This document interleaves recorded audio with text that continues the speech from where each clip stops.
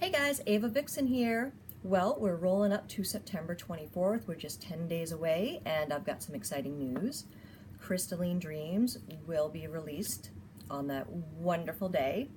So make sure you go out and you pre-order this beauty of a book, a big hunky book, and let rock go in and steal your little hearts away.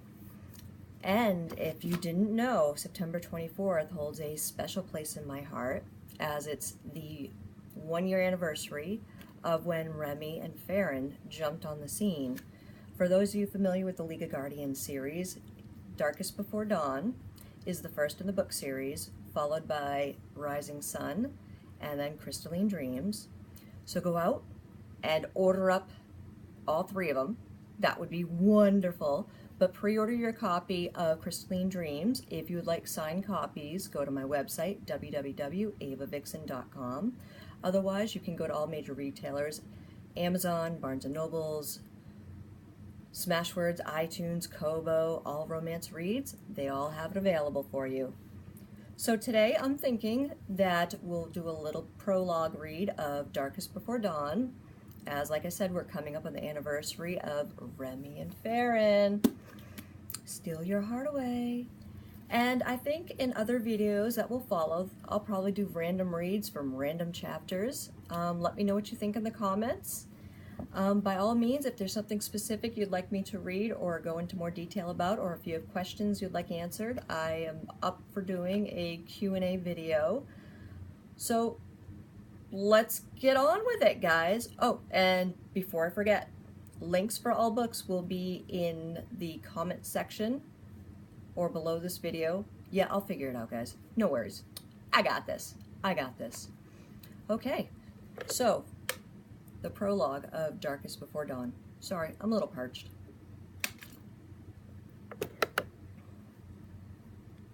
She's just a baby. The choked out cries of a mother's panic echoed off the stark walls. Fear for her baby enveloped her, and she held the babe close to her heart. Tears trailed down her flushed cheeks as she ran the length of the long hallway. How was she going to protect her child? The bathroom. She could feel the heat of her husband's fury nipping at her heels. Every question one would think when in a dire situations raced across her mind, but only two circled around her thoughts now. Why hadn't she left him sooner? And was she going to be able to protect her child from the monster coming after them?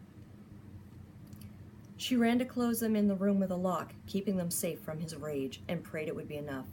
Her feet bit into the crushed carpet and nearly tripped over a heap of clothes left on the hallway floor.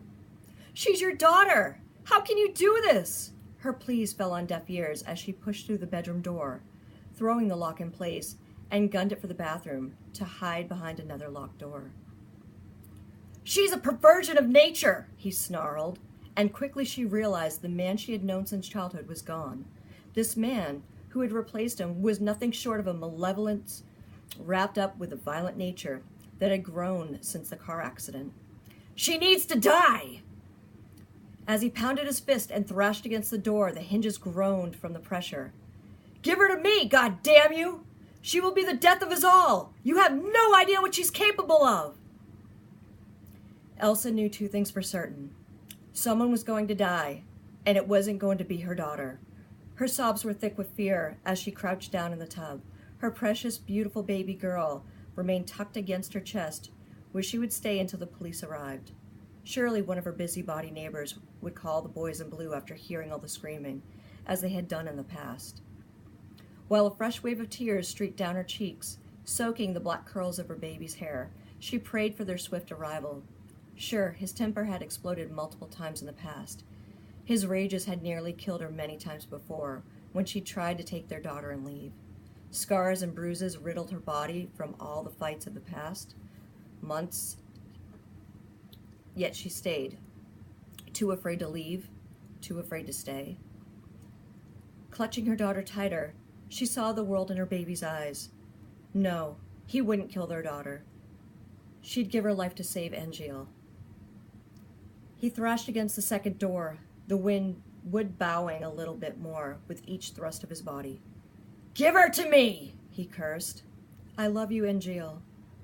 Her soft Irish accent was blurred in her cries as she kissed the soft black curls atop her baby's head. Her daughter's little hand cupped her face, and her tiny fingers stopped the tears from falling farther down her cheeks. The emerald green light in her eyes shone like beacons welcoming her home. Gazing into the babe's eyes, she saw something unsettling. Glorious dark wings surrounded this child as a silver glow emanated from her body. Her gentle smile and warm embrace calmed her. The penetration of a knife stung her back into reality, causing the breath to escape her lungs. Her arms wrapped fiercely around the reason for her living, for dying. "Give her to me," the acidic voice of her husband growled once again. "Never!" Elise embraced her child tightly against her chest as she turned away from him, resolving herself to pay for her daughter's safety with her own life. Her defiance enraged him more, and his face distorted into something unrecognizable as he pulled free a .38 caliber from his waistband. He stumbled back and leveled the gun at the baby's head.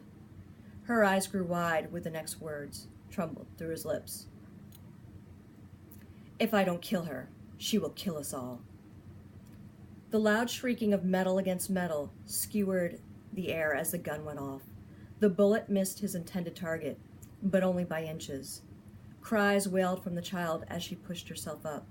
Green eyes stung with crystal tears as Angel called to her. Angel's little hands curled around her cheeks while crimson streaks trickled down her face.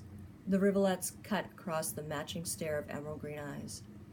Beautiful eyes grew colder with each passing second as her soul left her lifeless body. Invisible to the world, Elsa hovered over her body, gasping as she watched her baby. "Mama!" Tiny hands clamored to her, leaving her blood-soaked handprints behind while Angel's wails littered the air. Elsa reached out to cup her child's face and soothe her fears away, but she couldn't. She was just an apparition, gazing down upon the soft face of her Angel, and the corpse still embracing her child. Gunshots rang out again, and Mark's growls and thrashing came to a sudden end. "He's down. Check his vitals," the gruff voice called out. "I'm going to check the woman." The voice had spoken coldly, and a pair of heavy footsteps crossed the linoleum floor. "Oh, dear Lord!" he gasped. Frozen in place, seeing the same thing Elsa saw. Black curls, matted to her porcelain skin, blood staining both Angel and herself. Her long black hair clung to her skin as she vacantly stared off into space. "Mama," the baby cried as the male reached down to pull her free, clinging to Elsa's neck with all of her might. "Shh, it's all right. You're safe, little one. I'll protect you," he whispered gently to her, pulling her close to his chest. "You're safe now." Elsa watched the male gently cup her daughter's soft cheek, as she once had. "Your mother was right to protect you, little one. You're meant for something greater." The male's eyes lifted, catching Elsa's. She had never seen eyes so deep blue, but he saw her. "It's time for you to go. I'll watch over her now." She tried to argue and wondered if he would actually hear. Before she opened her mouth to try, he simply gave her a nod as magnificent wings unfurled behind. "Thank you for protecting her, Elsa." So that's the prologue to Darkest Before Dawn. I do apologize for the little glitches because I'm losing my voice, as you can tell. So,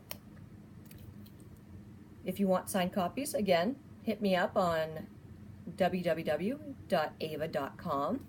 or you can find all the books available at Amazon, Kobo, Barnes & Nobles, iTunes, Smashwords, and All Romance Reads. Thanks a bunch, guys, and come visit me again.